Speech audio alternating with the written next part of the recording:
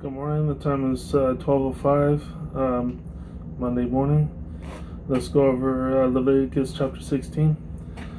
And the Lord spake unto Moses after the death of the two sons of Aaron, when they offered before the Lord and died.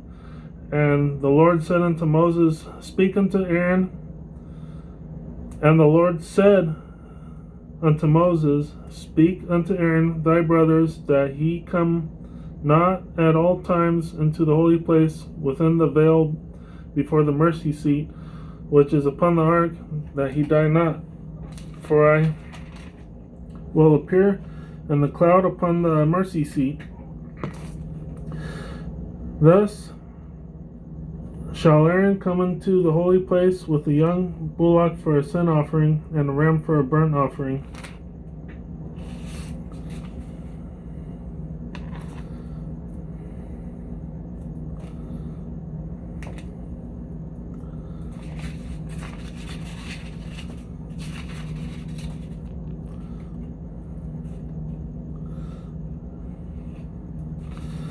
Okay, sorry, lost in my notes.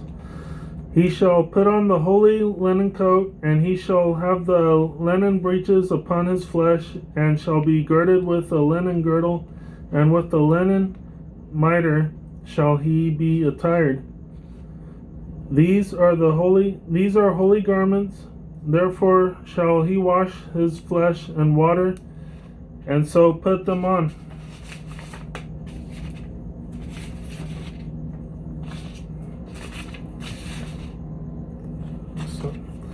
And he shall take of the congregation of the children of Israel 2 kids of the goats for a sin offering, and 1 ram for a burnt offering.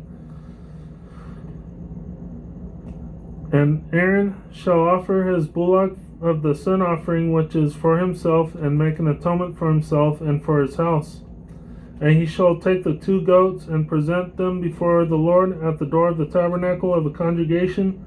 And Aaron shall cast lots upon the 2 goats, one for the Lord, and the other lot for the scapegoat. And Aaron shall bring the goat upon the Lord's lot fell, and offer him for a sin offering. A sin offering is, in other words, burned in the same place as the burnt offering. Remember that. Let's keep going. Verse 10. But the goat on which the lot fell to be the scapegoat shall be presented alive before the Lord, to make an atonement with him, and to let him go for a scapegoat into the wilderness. And Aaron shall bring the bullock of the sin offering, which is for himself, and shall make an atonement for himself and for his house, and shall kill the bullock of the sin offering, which is for himself. And he shall take a censer full of burning coals of fire from off the altar before the Lord, and his hands full of sweet incense, which is not just any incense, but frankincense and myrrh. Remember that. Beaten small, and bring it within the veil. And he shall put the incense, remember, frankincense and myrrh, upon the fire before the Lord, that the cloud of the incense may cover the mercy seat that is upon the testimony, that he die not. And he shall take of the blood of the bullock and sprinkle it with his finger upon the mercy seat eastward, and before the mercy seat shall he sprinkle of the blood with his finger 7 times. That's a key word. Wow, 7. The number 7 sure appears a lot in Leviticus. Let's keep going. Verse 15. Then shall he kill the goat of the sin offering that is for the people, and bring his blood within the veil, and do with that blood as he did with the blood of the bullock, and sprinkle it upon the mercy seat and before the mercy seat. And he shall make an atonement for the holy place because of the uncleanness of the children of Israel, and because of their transgressions and all their sins. And so shall he do for the tabernacle. But the train crew is not on. Sorry, I was distracted. Let's keep going. Verse 16.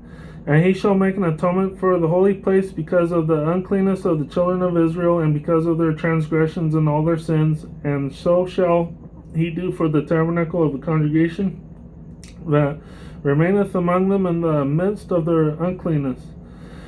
And there shall be no man in the tabernacle of the congregation when he goeth in to make an atonement in the holy place until he come out and have made an atonement for himself and for his household and for all the congregation of Israel. And he shall go out unto the altar that is before the Lord and make an atonement for it, and shall take of the blood of the bullock and of the blood of the goat and put it upon the horns of the altar round about. And he shall sprinkle of the blood upon it with his finger 7 times, and cleanse it and hallow it from the uncleanness of the children of Israel. And when he hath made an end of reconciling the holy place and the tabernacle of the congregation and the altar, he shall bring the live goat. And Aaron shall lay both his hands upon the head of the live goat and confess over him all the iniquities of the children of Israel and all their transgressions and all their sins, putting them upon the head of the goat, and shall send him away by the hand of a fit man into the wilderness. And the goat shall bear upon him all their iniquities into a land not inhabited.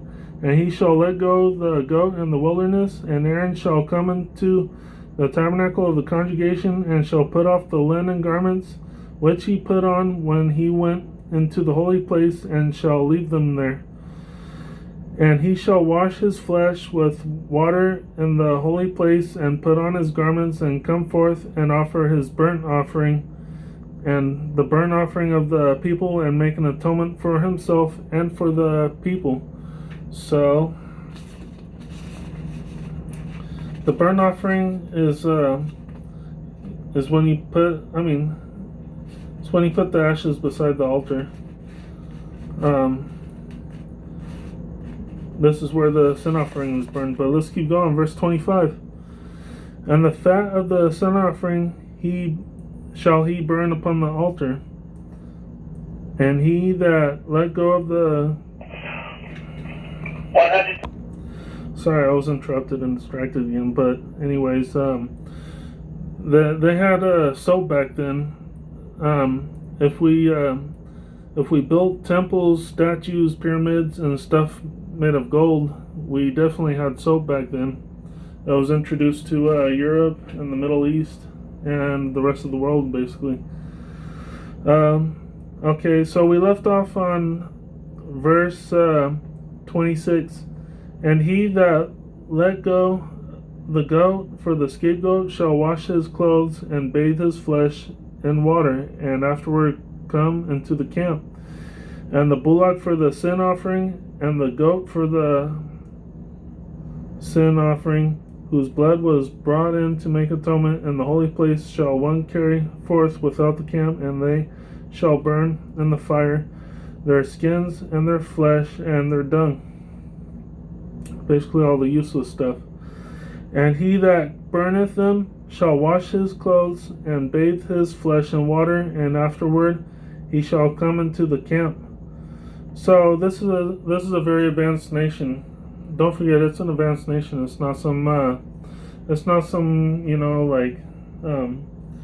some primitive culture. It's highly advanced. So they definitely had soap back then.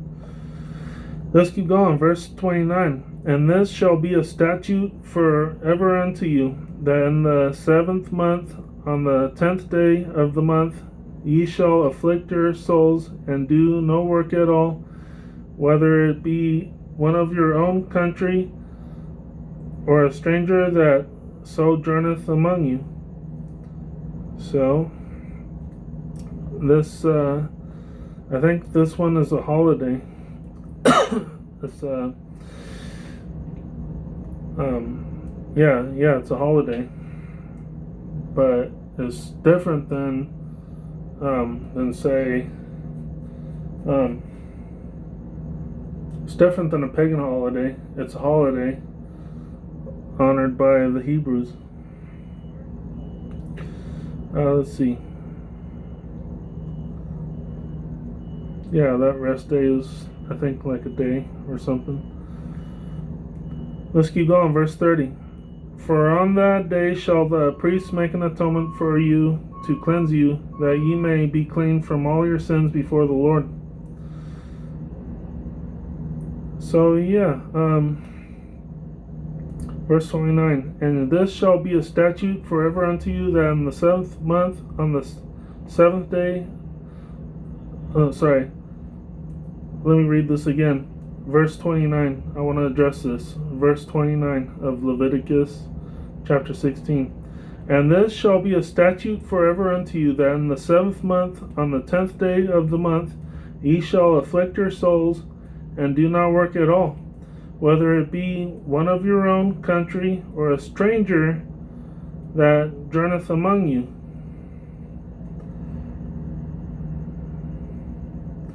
So, the stranger that journeyeth among you could be like, it could be any tribe or any outside nation, for that matter, that journeyeth among you. So that's why you shouldn't hate other people.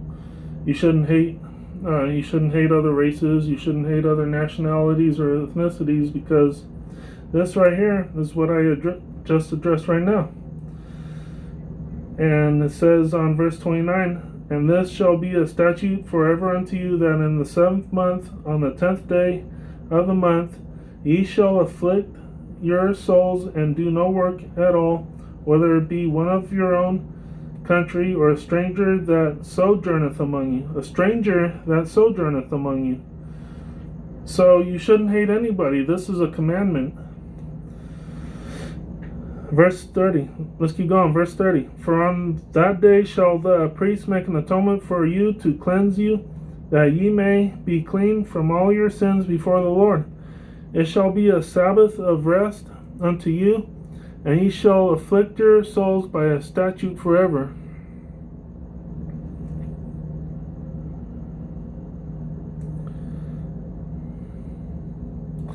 And the priest whom he shall anoint, and whom he shall consecrate to minister in the priest's office, and his father's stead, shall make the atonement, and shall put on the linen clothes, even the holy garments. And he shall make an atonement for the holy sanctuary, and he shall make an atonement for the tabernacle of the congregation, and for the altar, and he shall make an atonement for the priests, and for all the people of the congregation. And this shall be an everlasting statute unto you, to make an atonement for the children of Israel for all their sins once a year. And he did as the Lord commanded Moses. So once a year he shall do that, because in Babylon, or America's modern day Babylon, it is you have apartments everywhere, so it's kind of hard to sacrifice an animal every day. So they do this, like, maybe I shouldn't quote that because I haven't studied enough on it. But yeah, it would be kind of hard to like sacrifice a bullock, an ox, or a goat, or whatever, because we live in a highly populated place, which is America, or Babylon. And let me reread verse 34. And this shall be an everlasting statute unto you, to make an atonement for the children of Israel for all their sins once a year. And he did as the Lord commanded Moses.